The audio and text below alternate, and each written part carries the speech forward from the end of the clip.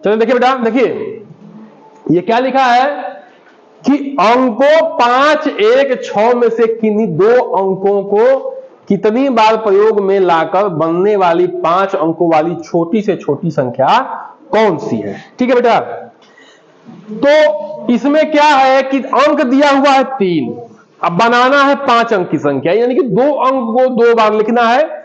ऐसा कहने से प्रतीत हो रहा है यहाँ पे, और ऐसा जो है हम उत्तर देख रहे हैं तो ये प्रतीत हो रहा है कि अंक तो दिया हुआ है 3, इसमें 2 अंकों को 2 बार लिखा गया है। ठीक है, अब बनाना संख्या कितने अंकों का है, 5 अंकों का, 1, 2, 3, 4, 5, ये हमें जगह भरने हैं। ठीक है बेटा, अब देखिए बेटा, हम लोग ये जानते हैं कि छोटी से छोटी संख्या बनाने के लिए छोटे से छोटे अंकों का प्रयोग किया जाता है। ठीक है, जो दिया हुआ है, और बढ़ते क्रम में, किस क्रम में, बढ़ते क्रम में। ठीक है, अगर मैं 6 को 2 बार लिखूंगा तो बड़ी संख्या हो जाएगी, ठीक ना, तो उसको नहीं लिख सकते हैं, उसको हम देखिए उत्तर में लिखा भी नहीं गया है। अगर दिमाग लगाते हैं देखिए उत्तर भी देख सकते हैं, कभी 6 किसी में 2 बार लिखा गया है, नहीं लिखा गया है। 1 को 2 बार लिखा गया है और 5 को 2 बार लिखा गया है। अब इसी को अरेंज करना है। हम लोग क्या जानते हैं कि छोटी से छोटी संख्या लिखने के लिए बढ़ते क्रम में संख्या लिखनी है ना। 3 अंक दिया हुआ है, इसमें से 2 अंक दोहराया गया है और 5 अंक की संख्या बनानी है। ठीक है बेटा, तो बढ़ते क्रम में कैसे लिखेंगे बताइए, 1, 1, 5, 5, 6, ये लिखेंगे, क्योंकि 2 अंक किसी को दोहराना है तभी ना 5 अंक का बनेगा जी। एक बार लिखेंगे तो क्या होगा, 3 ही अंक का बनेगा, है कि नहीं बताइए।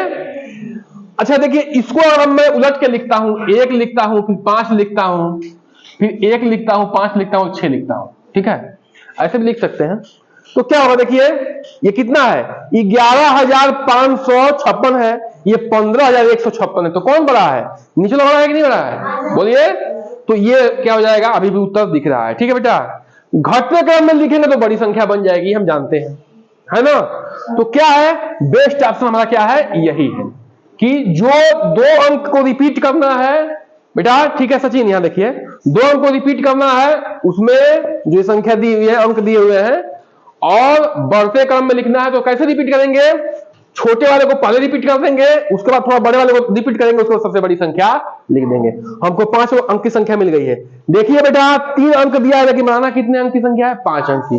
सवाल को ढंग से अगर नहीं पढ़े आप तो वहां फेल मार जाएंगे, ये बात ध्यान रखिए। ठीक है, तो सवाल को हमें ढंग से वहां पढ़ना है और समझना भी है। ये मत समझिए, है तो बड़े आसान से प्रश्न, लेकिन सावधानी हटी तो दुर्घटना घटी, दुर्घटना घट जाएगा। ठीक है, अगला सवाल देखिए, संख्याओं 14 और 28 का महत्तम समापवर्तक, यानी कि HCF 14 है, इनका लघुत्तम समापवर्त LCM क्या होगा।